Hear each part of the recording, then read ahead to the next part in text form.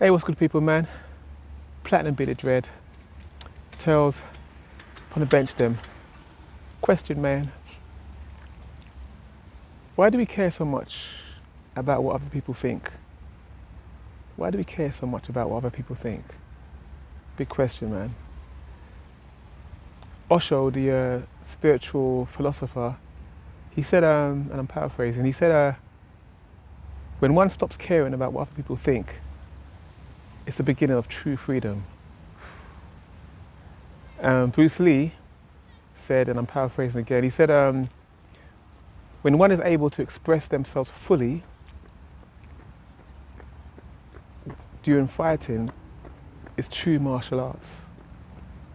If you check it, they're both saying exactly the same thing, and which is being able to express oneself without worrying about what other people think. And few people actually do that. I mean, if you look at certain figures in history, you look at the Christ figure, or should I say Yeshua, Jesus or Yeshua, which is a original Semitic ancient tongue. Look at all the ridicule, mockery, persecution he faced whilst trying to stay on his path and give a certain truth. Noisy, man. Regardless, and he kept going. Or if we look at Prophet Muhammad of the Quran, same thing, persecution, ridicule, mockery, but despite what people thought, still focused on his goal. Or if we look at even Lady Diana, Princess Diana, you know, she spoke uncomfortable truths that went on inside the royal family. And at the time, the media was busy mocking her about, you know, she's having an affair with a Muslim, and, you know, but it's, despite all that, she still, despite what people were saying about her, she still maintained her truth or what she was trying to say. What is it that makes people care so much about what people think? Well, in these cases, it's not to say they didn't care, but it didn't stop them. Now, I'm not talking about, when I say I don't care, I'm not talking about, you know, where you hurt people, trample on people like politicians and governments and presidents do, and you don't care. No, that's just plain wicked. I'm not talking about that. I'm talking about, you know, where you have a goal or a mindset or or a principle you stand on, and the whole world could be against you, but you're still moving in that direction. That's the kind of that's the kind of not care I'm talking about. And how many of us can really say we know people that really don't care what people think? There's only one person who I felt had that in them, and that was my mother. She was interesting because she always spoke the truth of what she saw, regardless of who it was to, and regardless of how it made people feel. The only problem my mother had was that English wasn't her native tongue, and so it came out quite abrupt. And most people around her, i.e. her siblings, we didn't take it on board and we didn't take to it too well. But it's only when we reflected afterwards, we realised the value in what she was saying. And even more so when she passed. My dad was the opposite. He was always, or he is always trying to make people feel comfortable. You know, he expresses himself in a way that makes people feel uncomfortable. My mother, no, it was just straight. And we didn't really value that until she had passed. And that got me reflecting about my own journey and how I've been and where I've been affected by that. Let me relay something to you. I want you to imagine you've spent years and years, because I used to spend years and years always reinventing myself or changing myself based on what people think. You know, it's usually girls for some reason, but you know, I'd have a haircut, feel great about it, and a girl would say, I don't really like that. And then I'd change it the next day. Or I'd wear something and a person would say, I don't really like that, and I'd change it the next day. And I know it sounds crazy, but it's the honest truth. I remember one time when I was having a haircut, you know, at school days, and it was the haircut that everybody was having at the time. shave around the sides. Anyway, I don't go back that's far back for many people. But so I went to the barber's, and he began cutting my hair. So the shears came out, and the hair starts dropping on the floor.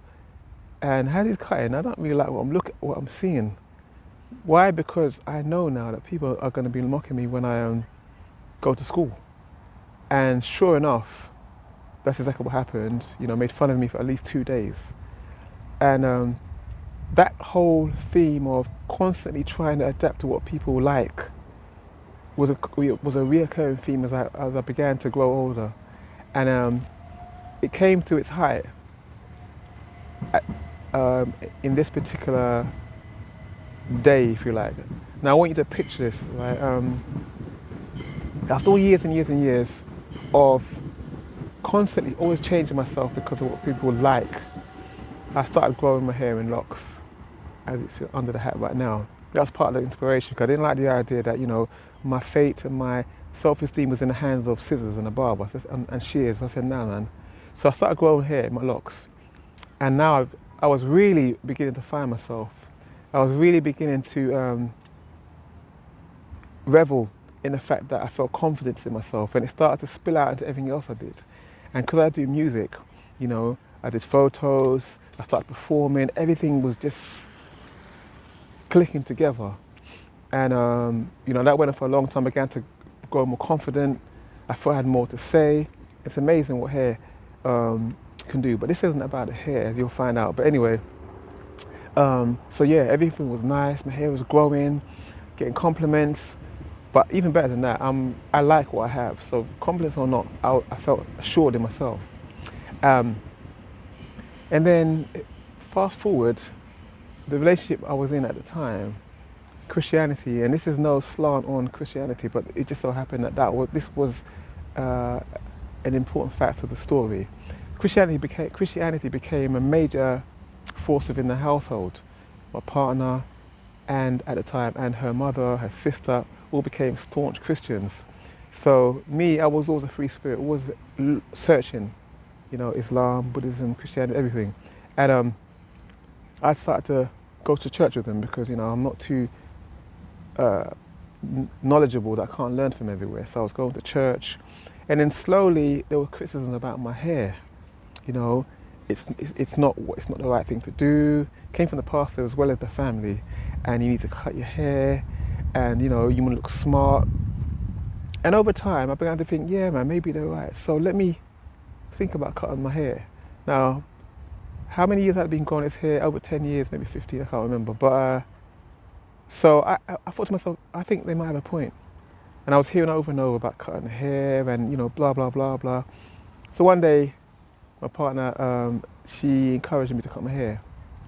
So we're in the room now, just the two of us, music playing in the background. She takes out some big old scissors, and I'm looking in the mirror as she's cutting one lock off at a time. And it's just dropping onto the floor. And there's one part of me thinking, man, have I done the right thing here? As each lock is dropping on the floor, and music's playing in the background, but there's a silence inside me, still questioning what am I doing. And she must have read my thoughts, because she said to me, don't worry, because we'll just cut it down to an afro, and if you don't like it, then we can just cane roll it and grow it back again. So that was enough. So, okay, locks are dropping to the floor until we had all of it on the floor. And I'm looking in the mirror now, I'm just left with an afro. A little bit scared, but not fully, because I know, hey, I know that I can grow it back. So she's happy, and I'm happy. And then she says, we got church tomorrow. Why don't you, now that you know that you suit having no locks, good, why don't you just shear it all off, clean it off so it looks neat? And I said, yeah, but then I want me to grow it back. She said, no, don't worry about that. All you have to do is, within 3 months, it will grow back and we'll start twisting it. And so I said, all right. So Sunday morning, went to the barber's on my own. I thought it was a brave thing to do anyway. But anyway, sat in the chair, and it just so happened that the barber was in a state of depression. And while he was about to start shearing my hair off, he was talking about his problems he was having with his wife. So that put a real worry on my mind already, because now this man is about to cut my hair, worrying telling me stories about his wife and this, that, and other, almost in tears. Just me and him in the barber shop. But anyway, he gets out the shears. Now he's going to the core of my skull, and I'm watching fluffs of hair just drop on the barber shop floor. And I'm looking in the mirror as fluffs of hair are dropping on the barber shop floor. This time I don't feel so confident.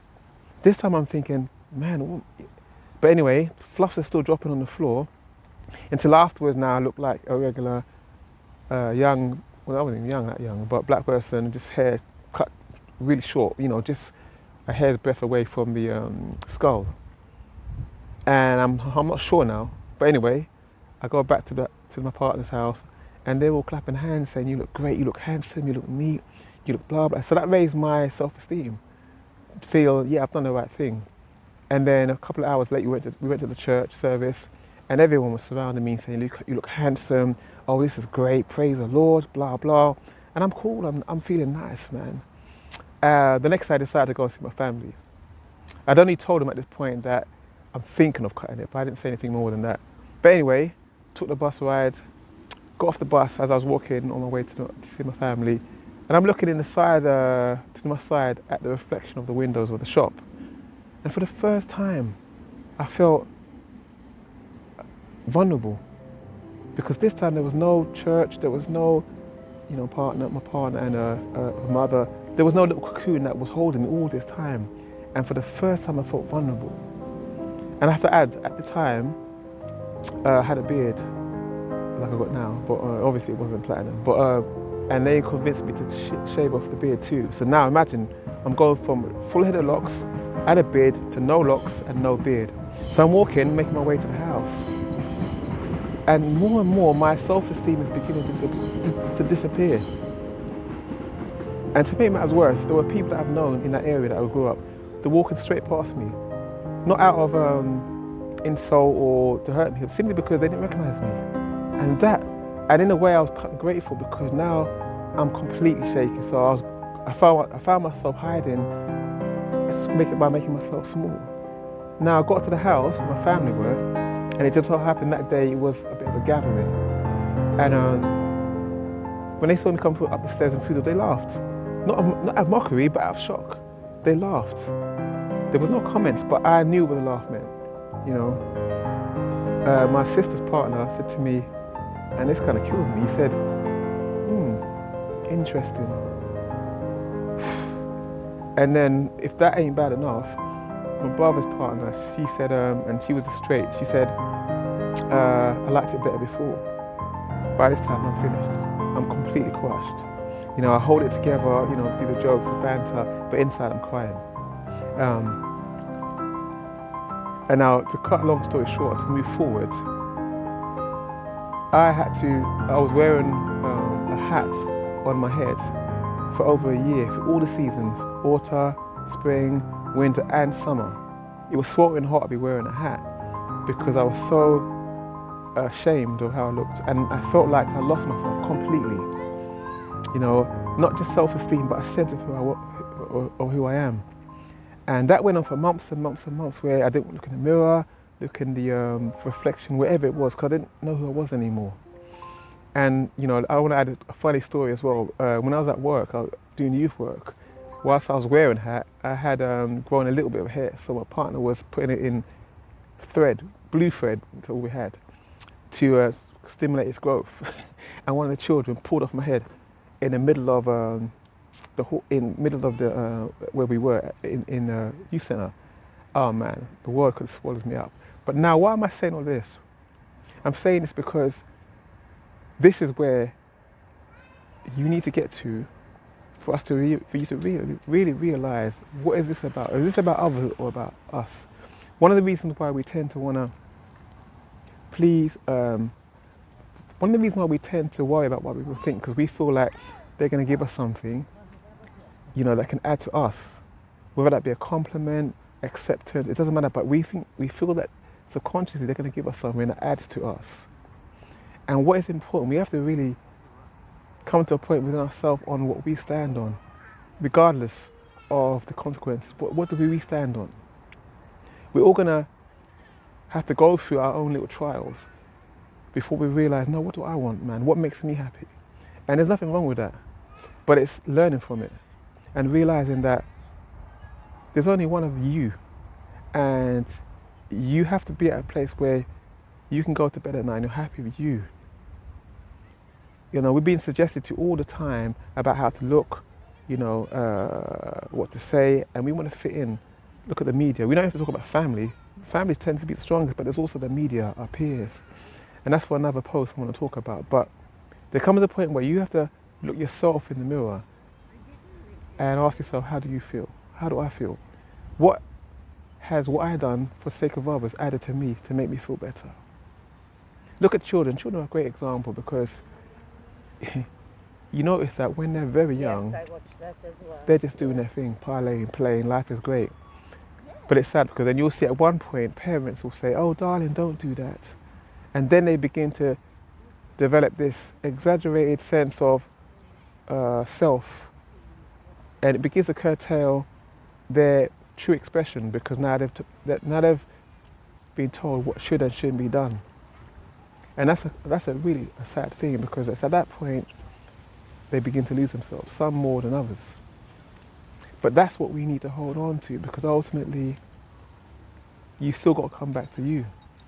So the next time you feel, you know, directed in a certain direction, or you feel like you're, you know, in a slump because someone has made a criticism about you or said to you what you should or shouldn't do, think about how what they've said makes you feel.